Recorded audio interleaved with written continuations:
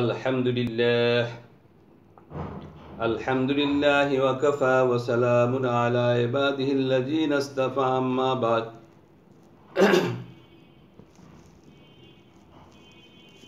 সুপ্রিয় কেপিবি school and কলেজের অষ্টম শ্রেণীর শিক্ষার্থীরা, আমি আসম হারুনুর রশিদ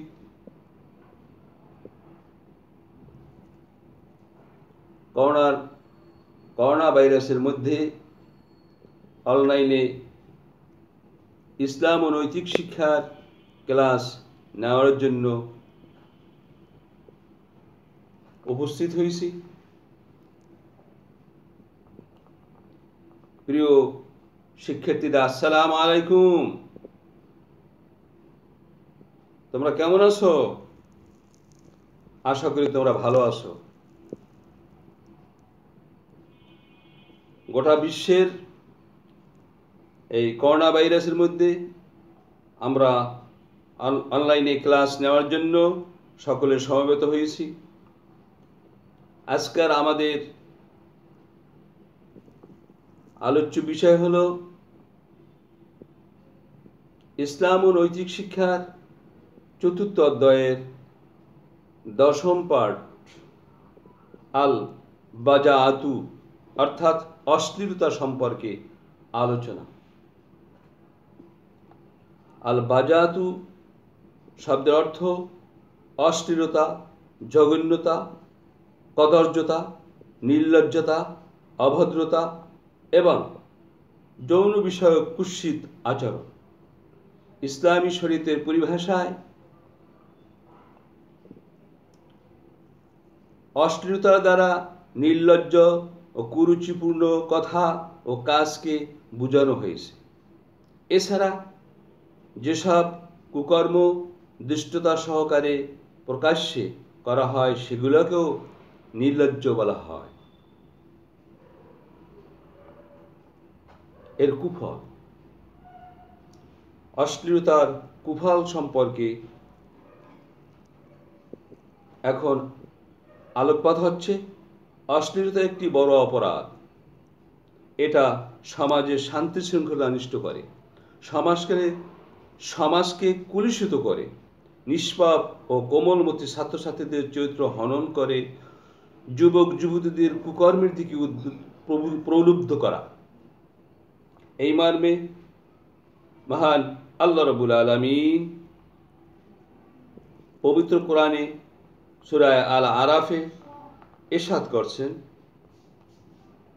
বলুন হে মুহাম্মদ সাল্লাল্লাহু আলাইহি সাল্লাম, আমার প্রতিপালক নিষিদ্ধ করেছেন প্রকাশ্যে ও গোপন অশ্লীলতাকে।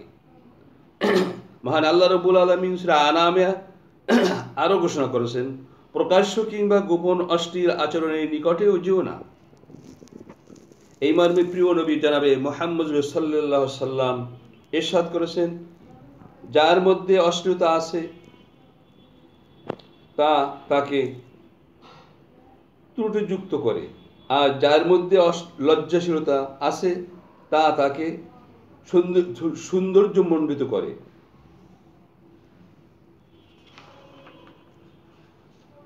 অশ্লীলতা মানুষের পারলৌকিক জীবনকে দুঃসহ করে তোলে। প্যারা নবী জনাবে মুহাম্মদ সাল্লাল্লাহু আলাইহি সাল্লাম বলেছেন, আল জান্নাতু হারামুন আলা কুল্লি ফাহিশিন আইয়াদখুলাহা। প্রত্যেক অশ্লীল আচরণকারীর জন্যই জান্নাতে প্রবেশ করা হারাম। এই মর্মে অশ্লীলতা ত্যাগ করা মুমিন বান্দার নিকট অন্যতম বৈশিষ্ট্য। এই মর্মে মহান আল্লাহ রাব্বুল আলামিন সূরা শুরার মধ্যে ইরশাদ করেছেন, আল্লাযীনা ইয়াজতানিবুনাল কাবাইরাল ইসমা ওয়াল ফাওয়াহিশা। তারাই মুমিন যারা গুরুতর পাপ ও অশ্লীল কার্য থেকে বেঁচে থাকে। এর থেকে বেঁচে থাকার উপায় ইসলামের নীতি আদর্শ অনুশীলন করা, পারিবারিক ও সামাজিক সচেতনতা গড়ে তোলা এবং সচেতনার সাথে আইনি প্রতিকারের ব্যবস্থা গ্রহণের মাধ্যমে দৃষ্টান্তমূলক শাস্তি ব্যবস্থা করা। অশ্লীল কথা, কর্ম ও অপরাধকে সবাই ঘৃণা করে। অশ্লীলতা, অসভ্যতা ও বর্বরতার প্রতি অশ্লীল আচরণ ও কর্ম থেকে আমরা বিরত থাকব, অন্যকেও বিরত থাকতে অনুপ্রাণিত করব।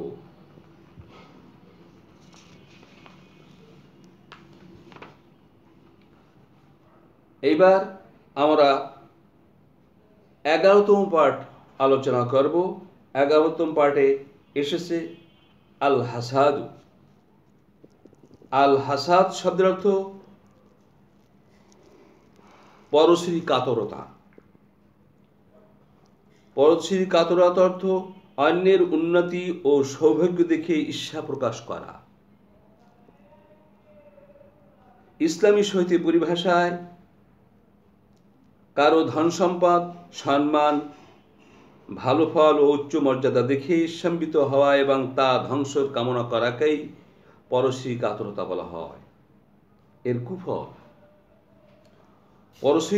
পরশ্রীতার একটি মারাত্মক মানসিক ব্যাধি। পরশ্রীতার একটি মারাত্মক মানসিক ব্যাধি। এই ব্যাধি বহু কারণে সৃষ্টি হয়, যেমন শত্রুতা, অহংকার, নিজের অশুদ্ধ উদ্দেশ্য নষ্ট হওয়ার আশঙ্কা, নেতৃত্বের লোভ ইত্যাদি। এসব কারণে যে ব্যক্তি অপর ব্যক্তির প্রতি হিংসা বিদ্বেষ করে থাকে, ইসলাম এই কাজগুলো হারাম ঘোষণা করে দিয়েছে। পরশ্রী কাতরতার অপকারিতা সীমাহীন। হযরত আদম সাল্লামের পদমর্যাদা দেখে ইবলিস তার প্রতি ঈর্ষান্বিত হয়, ফলে সে অভিশপ্ত হয় এবং আল্লাহ তাআলার দয়া থেকে বঞ্চিত হয়। মানব সৃষ্টির পর ঈর্ষার কারণেই সর্বপ্রথম পাপ সংঘটিত হয়। হযরত আদম সাল্লামের পুত্র কাবিল পরশ্রীতার বশবর্তী হয়ে তারই আপন ভাই হাবিলকে হত্যা করে। পরশ্রীতা মানুষের পুণ্য কাজগুলোকে ধ্বংস করে দেয়। এই মর্মে প্রিয় নবী হযরত মুহাম্মদ মুস্তাফা সাল্লাল্লাহু আলাইহি সাল্লাম একখানা হাদিসে ইরশাদ করেছেন, ইন্নাল হাসাদা ইয়াকুলুল হাসানাত কামা তাকুলু নারুল হাতাব। প্যারা নবী বলেছেন, আগুন যেমন শুকনো কাঠকে জ্বালিয়ে ছাই করে দেয়, পরশ্রীতা তেমনি পুণ্যকে ধ্বংস করে দেয়। পরশ্রীতা মানুষের শান্তি বিনষ্ট করে, মনে অশান্তির আগুন ধাউ ধাউ করে জ্বলতে থাকে। পরশ্রী কাতর ব্যক্তি আল্লাহ এবং মানুষের কাছে ঘৃণিত। কেউ তাকে ভালোবাসে না, কেউ তাকে বন্ধু হিসাবে গ্রহণ করে না। সমাজে লোকেরা তাকে এড়িয়ে চলে। পরশ্রীতা সমাজে ঝগড়া, ফাসাদ, মারামারি, অশান্তি সৃষ্টি করে, মানুষের মধ্যে অহংকার সৃষ্টি করে। অহংকারী মানুষের পতন ঘটায়। এই মর্মে মহান আল্লাহ তাআলা পবিত্র কোরআনে পরশ্রীতা থেকে বেঁচে থাকার শিক্ষা দিয়েছেন। মহান আল্লাহ রাব্বুল আলামিন সূরা ফালাকে ঘোষণা করেছেন, অমিন শাররি হাসিদিন ইযা হাসাদ। আর হিংসুকের অর্থাৎ পরশ্রীতা কাতর অনিষ্ট থেকে আশ্রয় চায় যখন সে হিংসা করে। মহান আল্লাহ তাআলা হিংসা বর্জনকারীকে ভালোবাসে। হিংসা বর্জনকারী জান্নাত লাভ করবে। প্রিয় নবী সাল্লাল্লাহু আলাইহি সাল্লাম একবার তার এক সাহাবীকে জান্নাতি বলে ঘোষণা দেন। তিনি কি আমল করেন এ সম্পর্কে জিজ্ঞাসা করা হলে তিনি অর্থাৎ সাহাবী বলেন, আল্লাহ তাআলা যাকে কোনো উত্তম বস্তু দান করেছেন, আমি তার প্রতি কখনোই হিংসা পোষণ করি না। আমাদের প্রতিজ্ঞা, আমরা পরশ্রী কাতর হব না, নিজেদের পতন নিজে ডেকে আনব না, হিংসা করব না, সমাজের শান্তি বিনষ্ট করব না। সামনে আমরা 12 পার্টে আল বুগজ সম্পর্কে অর্থাৎ ঘৃণা সম্পর্কে আলোকপাত করব। ঘৃণার পরিচয়। ঘৃণা অর্থ অবজ্ঞা, অপছন্দ, উপেক্ষা, তাচ্ছিল্য, তুচ্ছ জ্ঞান লাভ করা। ইসলামী শরীয়তের পরিভাষায় কাউকে তুচ্ছ মনে করে তাকে সহ্য করতে না পারা এবং তার থেকে দূরে সরে থাকাকেই ঘৃণা বলে। অহংকার, শত্রুতা, পদমর্যাদার লিপ্সা প্রভৃতি কারণে ঘৃণার উদ্রেক ঘটে। ঘৃণা করা অন্যায়, তবে ক্ষেত্রবিশেষ ঘৃণা করা একটি মানবীয় গুণ। যেমন মন্দ কাজে ঘৃণা করা প্রশংসনীয়। সমাজে চুরি ডাকাতি, হাইজেক, মদ, ঘুষ, সুদ, জুয়া, অশ্লীলতা, বেহায়াপনা, হেরোইন সেবন ইত্যাদি ঘৃণার কাজ। এগুলিকে ঘৃণা করা একজন মুমিনের বৈশিষ্ট্য। তবে মনে রাখতে হবে, পাপ কাজকে ঘৃণা করব, পাপীকে নয়। এর কুফল। অনেক ক্ষেত্রে ঘৃণা একটি মহাগুরুত্ব বেধি। এতে বন্ধুত্বের মধ্যে ফাটল ধরে, সমাজে অশান্তি সৃষ্টি হয়। ঘৃণাকারী কখনো মনে শান্তি লাভ করতে পারে না। এতে তার ইহলৌকিক ও পারলৌকিক ক্ষতি সাধিত হয়। এই মর্মে প্রিয় নবী জানাবে মুহাম্মদ সাল্লাল্লাহু আলাইহি সাল্লাম বলেছেন, দাব্বা ইলাইকুম দাউল উমামে ক্বাবলাকুম আল হাসাদু ওয়াল বাগদাউ। পূর্ববর্তী উম্মতের দুটি রোগ তোমাদের মধ্যে সংক্রমিত হয়েছে, একটি হিংসা, অপরটি হলো ঘৃণা। প্যারা নবী জনাবে মুহাম্মদ সাল্লাল্লাহু আলাইহি সাল্লাম বলেছেন, তোমরা একে অপরকে হিংসা করো না, একে অপরকে ঘৃণা করো না, একে অন্যকে ক্ষতি করো না, ক্ষতি করার কৌশল করো না, বরং তোমরা আল্লাহর বান্দা হিসাবে পরস্পর ভাই ভাই হয়ে যাও। বুখারী এবং মুসলিম শরীফ। ঘৃণা ও তাচ্ছিল্য শয়তানের বৈশিষ্ট্য। শয়তান হযরত আদম আলাইহিস প্রতি তাচ্ছিল্য করার কারণেই অভিশপ্ত হয়েছে। আমরা কাউকে ঘৃণা করব না। আমরা ঘৃণার কুফল উপলব্ধি করব, সকলের প্রতি উদার হব, ভালোভাবে প্রশংসা করব, ভালো কাজে প্রশংসা করব। অর্থবিদ্যা বা সামাজিক মর্যাদার মাপকাঠিতে কাউকে ঘৃণা বা হেয় করব না। তবে মন্দ কাজকে ঘৃণা করব। মন্দ কাজকেও ঘৃণা না করলে সমাজে তা ধীরে ধীরে বৈধ বলে পরিণত হয়। এবার 13তম পাঠ। 13তম পাঠে আস-সারাকাতু অর্থাৎ চৌর্যবৃত্তি। চৌর্য অর্থ চুরি, চৌর্যবৃত্তি অর্থ চোরের পেশা অথবা চোরের কাজ। কারো মালিকানাভুক্ত সম্পদ সংরক্ষিত স্থান থেকে গোপনে হাতিয়ে নেওয়ার নাম চুরি বা চৌর্য। চুরি বা চৌর্যের কুফল নিরাপত্তাহীনতা। চুরির জন্য সম্পদ ও জীবন নিরাপত্তাহীনতার শিকার হয়। কারণ কখনো কখনো চোর ধরা পড়ে, কখনো কখনো চোর ধরা পড়ে যাওয়ার আশঙ্কায় মালিককে খুন করে। সামাজিক শান্তি বিনষ্ট।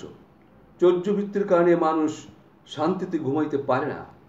সম্পদ পাহারা দিতে নির্ঘুম রাত কাটাতে হয়। সর্বদা সম্পদ চুরি হয়ে যাওয়ার আশঙ্কায় সামাজিক শান্তি ও স্বস্তি বিনষ্ট হয়। সামাজিক অপরাধ বৃদ্ধি। চুরির দ্বারা সমাজে আরো নতুন নতুন অপরাধ সৃষ্টি হয়। চোর শুধু তার কাজ চুরির মধ্যেই সীমাবদ্ধ রাখে না, বরং সে চুরি, ছিনতাই, অপহরণ, খুন ও মাঝে মাঝে সম্ভ্রম হানির ঘটনাও ঘটায়। চৌর্যবৃত্তির একটি ঘৃণিত কাজ। চৌর্যবৃত্তি একটি ঘৃণিত কাজ। সমাজের নিন্দনীয় কাজগুলোর অন্যতম হাতিয়ার চৌর্যবৃত্তি। সমাজে চোরকে মানুষ ঘৃণার চোখে দেখে। চোরকে মানুষ আত্মীয় হিসেবে পরিচয় দিতে লজ্জাবোধ করে। পরিবার ও সমাজের লোকেরা তাকে ঘৃণার চোখে দেখে। পরকালের শাস্তি। চুরি একটি অন্যতম জঘন্য ধরনের নিষিদ্ধ কাজ। এর ফলে ব্যক্তি প্রকৃত মুমিন থাকতে পারে না। আল্লাহ তার জন্য পরকালেও ভয়াবহ শাস্তির অঙ্গীকার করেছেন। চুরির প্রতিরোধে ইসলামের ভূমিকা। চুরির জন্য পরকালে শাস্তির অঙ্গীকার ছাড়াও এ অনৈতিক অপরাধ প্রতিরোধের জন্য ইসলাম পার্থিব দণ্ড বিধানও দিয়েছে। 1 নম্বর প্রতিকার, মৌলিক প্রয়োজন মেটানো। কেউ যাতে অন্ন, বস্ত্র বা মৌলিক চাহিদার অভাবে চুরি না করে, আর তার জন্য সেসবের ব্যবস্থা করতে হবে, তার কাজের ব্যবস্থা করে দিতে হবে। 2 নম্বর দৃষ্টান্তমূলক শাস্তির ব্যবস্থা। অভাব না থাকা সত্ত্বেও স্বভাবগত কারণে কেউ যদি চুরি করে, তাহলে সব দেশ এবং সব সমাজেই সেজন্য শাস্তির বিধান রয়েছে। ইসলাম ধর্ম তার জন্য কঠিন শাস্তির বিধান রয়েছে। এই মর্মে মহান আল্লাহ রাব্বুল আলামিন মহাগ্রন্থ আল কোরআনে সূরা মায়েদার মধ্যে ইরশাদ করেছেন, আস-সারিকু আস-সারিকাতু ফাকতাউ আইদিয়াহুমা জাযাআম বিমা কাসাবা নাকালাম মিনাল্লাহ। পুরুষ চোর আর মহিলা চোর, তাদের হাত কেটে দাও, তারা যা করেছে এ হলো আল্লাহর পক্ষ থেকে তার দৃষ্টান্তমূলক শাস্তি। 3 নম্বরে নৈতিকতা বোধ জাগ্রতকরণ। সামাজিক সচেতনতা বৃদ্ধির মাধ্যমে মানুষের অন্তরে চৌর্যবৃত্তির প্রতি ঘৃণা সৃষ্টি করে। চোরকে সামাজিকভাবে বয়কট করার মাধ্যমে অনৈতিকতা বোধ জাগ্রত করে। ধর্মীয় প্রতিকার। চোর শুধু সামাজিক অপরাধী নয়, চুরি শুধু সামাজিক অপরাধী নয়, ধর্মীয় বিবেচনার এটি একটি হারাম কাজ। দুনিয়ায় ঘৃণা ও শাস্তি ছাড়াও আখিরাতে এর জন্য কঠোর শাস্তির বিধান রয়েছে। এইবার 14তম পাঠ। 14তম পাঠে এসেছে আর রেশওয়াত। রেশওয়াত শব্দের অর্থ ঘুষ। রেশওয়াত শব্দের অর্থ ঘুষ। রেশওয়াত অর্থ উৎকোষ এবং আরবি প্রতিশব্দ হলো রেশওয়াত। অবৈধ সহায়তার জন্য প্রদত্ত গোপন পারিতোষিকই ঘুষ। ইসলামী শরীয়তের পরিভাষায় কর্তব্যরত কোনো ব্যক্তির নিকট থেকে কাজ আদায় করার উদ্দেশ্যে কিছু দেওয়া ঘুষের অন্তর্ভুক্ত। কোনো ব্যক্তির জন্য সুপারিশ করে উপঢৌকন গ্রহণ করাও ঘুষ। প্রিয় নবী জনাবে মুহাম্মদ সাল্লাল্লাহু আলাইহি সাল্লাম বলেছেন, যে ব্যক্তি কারোর জন্য সুপারিশ করলো আর এই সুপারিশের প্রতিদান রূপে তাকে কিছু উপহার দেওয়া হলে সে যদি তা গ্রহণ করে, তবে সে সুদের দরজাসমূহের একটি বড় দরজায় উপনীত হলো। ঘুষের কুফল। ঘুষ একটি সামাজিক অপরাধ। ঘুষ লেনদেনের মাধ্যমে অন্যের অধিকার ক্ষুণ্ণ হয়। ঘুষ গ্রহীতাকে সকলে ঘৃণা করে। ঘুষ গ্রহণ এবং দেওয়া দুটোই পাপ কাজ। ঘুষ গ্রহীতা ও ঘুষদাতা উভয় আল্লাহ তাআলার অভিশাপ বর্ষণ করেছেন। এই মর্মে প্যারা নবী জনাবে মুহাম্মদ সাল্লাল্লাহু আলাইহি সাল্লাম বলেছেন, লানাতুল্লাহি আলার রাশি ওয়াল মুরতাশি। ঘুষদাতা ও গ্রহীতার উপর আল্লাহর অভিশাপ বর্ষিত হয়েছে। ঘুষ দেওয়া ও নেওয়া উভয় অমার্জনীয় অপরাধ। ঘুষদাতা ও গ্রহীতা উভয় জাহান্নামী। প্রিয় নবী জনাবে মুহাম্মদ সাল্লাল্লাহু আলাইহি সাল্লাম বলেছেন, আর রাশি আল মুরতাশি কিলাহুমা ফিন্নার। ঘুষদাতা ও ঘুষ গ্রহীতা উভয় জাহান্নামী। কোনো কর্মচারী তার বেতনের অতিরিক্ত জনগণ থেকে কোনো কিছু গ্রহণ করা অবৈধ। প্রিয় নবী জনাবে মুহাম্মদ সাল্লাল্লাহু আলাইহি সাল্লাম বলেছেন, কোনো ব্যক্তিকে যদি আমরা কোনো কাজে নিয়োগ করি এবং এই জন্য তাকে বিনিময়ে দান করি, আর সে বিনিময়ের অতিরিক্ত কিছু গ্রহণ করে, তবে তা খেয়ানত হিসাবে গণ্য হবে। ঘুষ প্রতিরোধে ইসলামের বিধান। ইসলাম ঘুষকে হারাম করে দিয়েছে। মুমিনের ঘুষ আদান প্রদান না করার বিশেষ নির্দেশ দিয়েছেন। মহান আল্লাহ তাআলা ঘুষ সম্পর্কে হারাম অপবিত্র ঘোষণা করেছেন। মোমেনদের দায়িত্ব হলো এই নিষিদ্ধ অপবিত্র কাজ থেকে অপবিত্র কাজে অংশগ্রহণ না করা। এ প্রসঙ্গে মহান আল্লাহ রাব্বুল আলামিন সূরা মায়েদার মধ্যে ঘোষণা করেছেন, বলুন হে মুহাম্মদ সাল্লাল্লাহু আলাইহি সাল্লাম, হারাম ও অপবিত্র জীবিকা এবং পবিত্র জীবিকা সমান নয়। যদিও হারামের আধিক্য তোমাকে বিস্মিত করে, কাজেই হে বুদ্ধিমানগণ আল্লাহকে ভয় করো যাতে সফলকাম হতে পারো। কিয়ামতের দিবসে ঘুষ গ্রহীতার পরিণতি হবে খুবই লজ্জাজনক। মহানবী সাল্লাল্লাহু আলাইহি ওয়াসাল্লাম বলেছেন, যার হাতে আমার জীবন, তার কসম খেয়ে আমি বলছি, ব্যক্তি যা ঘুষ হিসাবে গ্রহণ করবে কিয়ামতের দিন সে তা নিয়েই উপস্থিত হবে। সর্বোপরি মহানবী সাল্লাল্লাহু আলাইহি ওয়াসাল্লাম ঘুষদাতা ও ঘুষ গ্রহীতার জন্য জাহান্নামের সংবাদ দিয়েছে। আমরা সমাজকে ঘুষের অভিশপ্ত থেকে মুক্ত করব, নিজেরা কখনো ঘুষ প্রদান করব না। সামাজিক অপরাধ হিসাবে এই অভিশপ্ত কাজ প্রতিরোধ করব।